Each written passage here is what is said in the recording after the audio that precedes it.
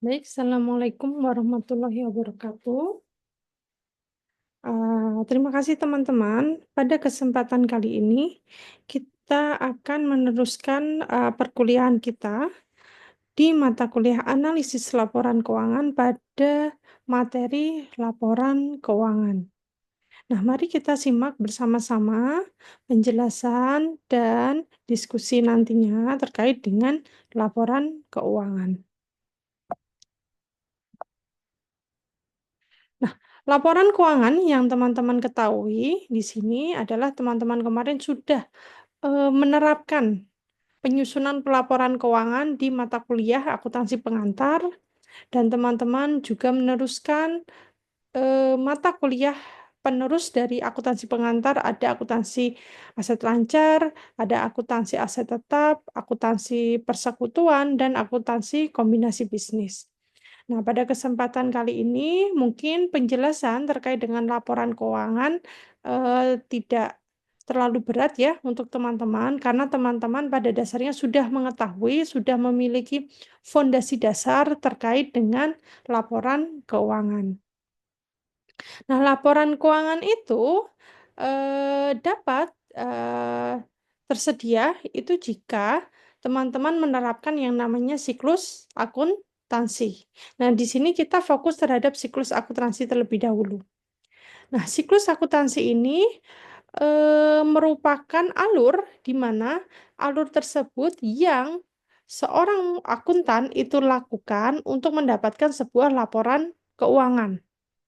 Tahap pertama yang dilakukan adalah akuntan harus mengidentifikasi kejadian atau aktivitas yang terjadi itu apakah masuk ke dalam transaksi keuangan atau tidak. Ketika identifikasi sudah dilaksanakan, maka ada dua pilihan, transaksi keuangan atau tidak. Kalau yang hasilnya kejadian atau aktivitas tersebut bukan merupakan transaksi keuangan, maka tidak perlu ada pencatatan lebih lanjut atau tidak masuk ke dalam siklus akuntansi. Seperti contohnya, ada perubahan manajer di divisi manajer keuangan. Nah, karena perubahan itu tidak menyebabkan adanya transaksi keuangan, maka perubahan manajer keuangan tadi itu bukan masuk ke dalam transaksi keuangan atau tidak perlu nantinya dilakukan penjurnalan. Nah, namun jika terjadi menimbulkan transaksi keuangan, maka akan dilakukan tahapan selanjutnya, yaitu masuk ke dalam siklus akuntansi ini, yaitu pencatatan, dicatat.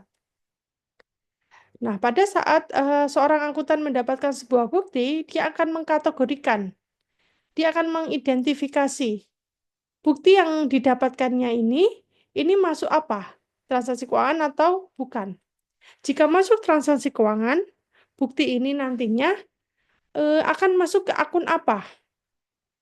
Sehingga di sini dia akan melakukan tahap selanjutnya, yaitu melakukan penjurnalan. Dari jurnal itu dia akan menentukan mana yang didebit, mana yang dikreditkan. Lalu ia akan posting yang namanya ke buku besar. Dari buku besar tersebut, seorang akuntan akan memiliki informasi berapa nilai saldo tiap-tiap akun. Setelah diposting, maka dimasukkanlah ke dalam neraca saldo. Neraca saldo akan memperlihatkan nilai debit dan kredit dari masing-masing akun itu berapa.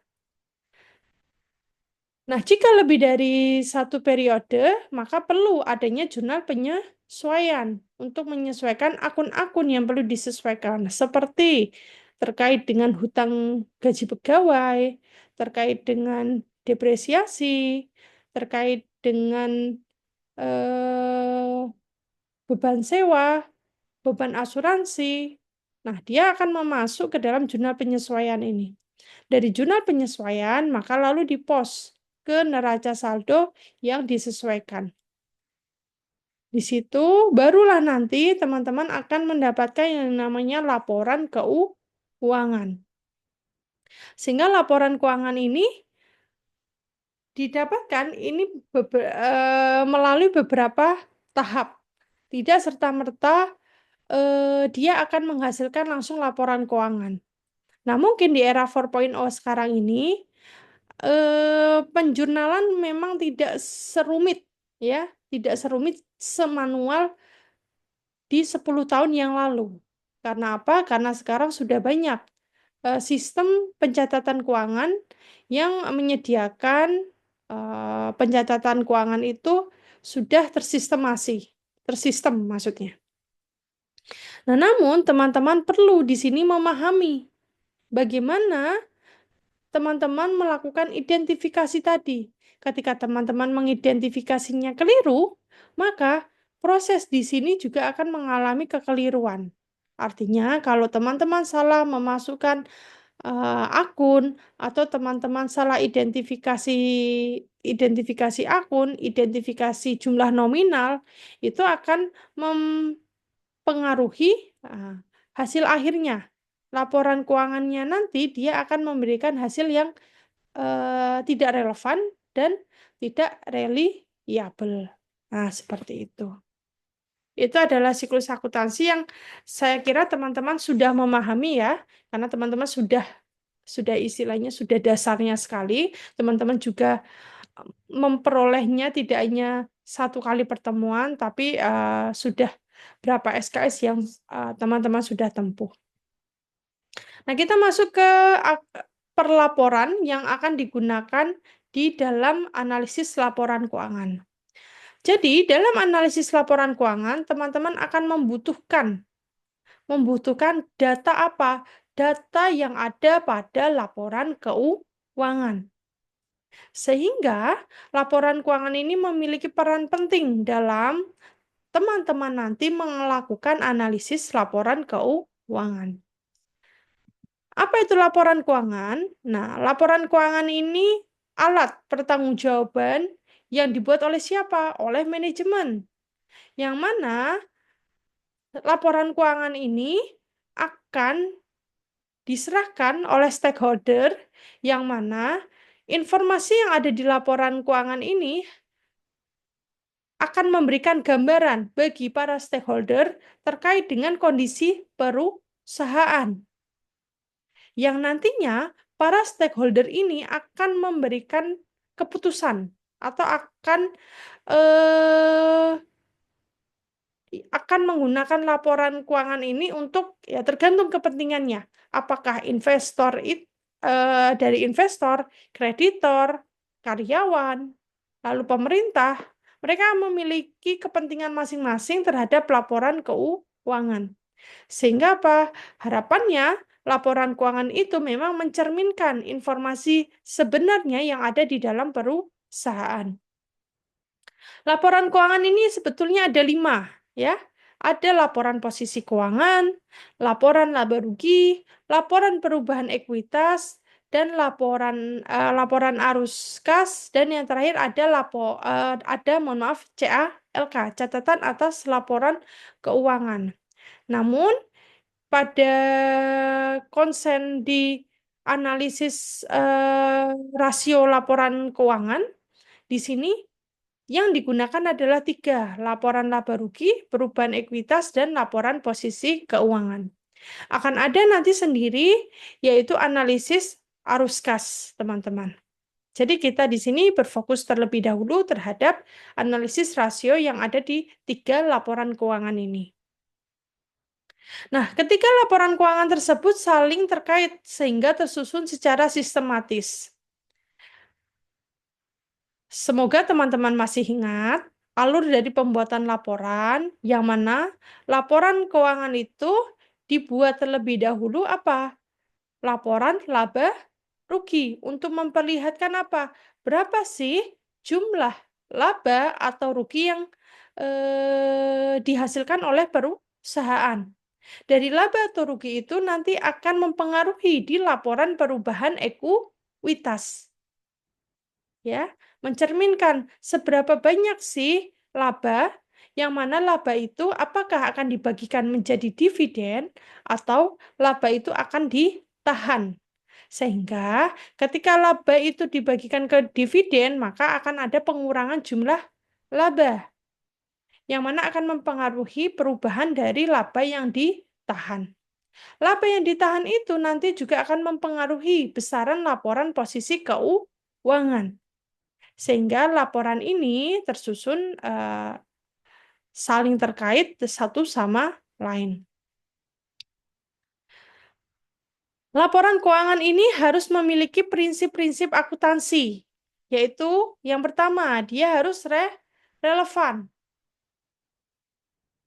Yang kedua, dapat diandalkan, diuji kebenarannya, netral, tepat waktu, memiliki keterbandingan dengan periode sebelumnya, disajikan ini secara lengkap dan tidak menyesatkan, konsisten, konsep periode akuntansi, konsep kesinambungan, cash basis, dan akrual.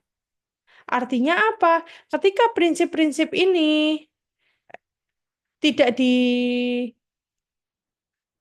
tidak dilaksanakan, maka laporan keuangan tersebut apakah bisa digunakan sebagai pengambilan keputusan? Tidak ya, teman-teman. Karena apa? Ya tadi, ketika ada salah satu aspek yang tidak terpenuhi, maka bisa jadi laporan keuangan tersebut sebagai tanda tanya. Apakah bisa digunakan sebagai pengambilan keputusan? Nah, pembahasan pertama dari laporan keuangan adalah laporan laba rugi.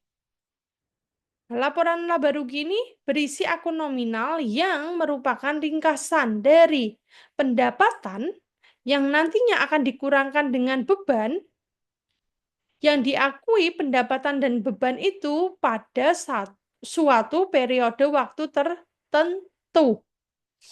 Artinya apa? Laporan laba rugi ini berdiri sendiri setiap periode. Dia tidak merupakan akumulasi dari laporan laba rugi di tahun sebelumnya. Ingat, laporan laba rugi ini berdiri sendiri pada tahun periode pencatatannya. Jika memang laporan laba rugi itu memperlihatkan laporan laba rugi tahun 2024, maka laporan laba rugi 2024 itu mencerminkan pendapatan dan beban yang perusahaan dapatkan atau keluarkan itu pada sepanjang tahun 2024 saja. Begitu. Jadi bukan merupakan akumulasi dari laporan laba rugi di tahun-tahun sebelumnya. Nah, jika pendapatan itu diperoleh lebih besar daripada beban yang dikeluarkan, maka pasti perusahaan akan memperoleh yang namanya laba. Namun sebaliknya, kalau pendapatan itu lebih kecil daripada beban yang dikeluarkan, maka perusahaan akan mengalami yang namanya kerugian. Nah, aspek-aspek yang ada di laporan laba rugi ini banyak, teman-teman, yang nantinya bisa dilakukan untuk analisis rasio, gitu. Nah, untuk analisis rasio kita akan bahas di pertemuan selanjutnya. Seperti pendapatan, beban, lalu net income, itu nanti akan memiliki peranan juga dalam perhitungan rasio keuangan. Ini contoh dari laporan laba rugi. Lanjut ke laporan perubahan ekuitas. Nah, setelah teman-teman mendapatkan laba atau rugi dari laporan laba rugi tadi, maka teman-teman bisa menyusun yang namanya laporan perubahan ekuitas. Nah, apa laporan perubahan ekuitas? Laporan perubahan ekuitas adalah laporan yang menghasilkan perubahan modal di suatu perusahaan dalam satu periode akuntansi. Ya, artinya apa? Ya, dia hanya memperlihatkan perubahan modal itu pada tahun atau periode itu saja. Contoh tadi kalau 2024, maka dia akan ada di 2024 saja. Nah, ini contohnya. Modal awalnya berapa? Dikurangkanlah dengan misal ada penarikan atau price, lalu dividen, maka nanti modalnya akan menjadi berapa. Yang modal awalnya berapa, nanti modal akhirnya menjadi berapa.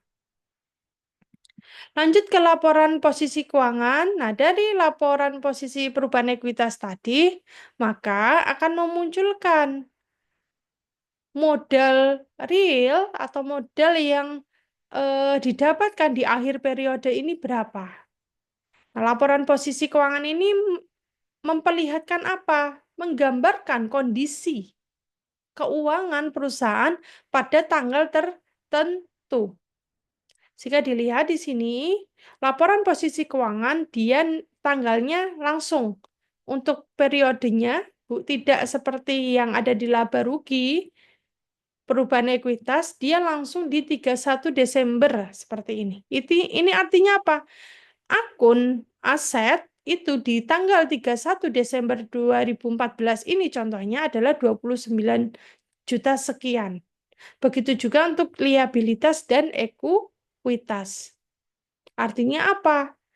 Nilai ini menggambarkan posisinya aset, posisi liabilitas, posisi ekuitas di 31 Desember.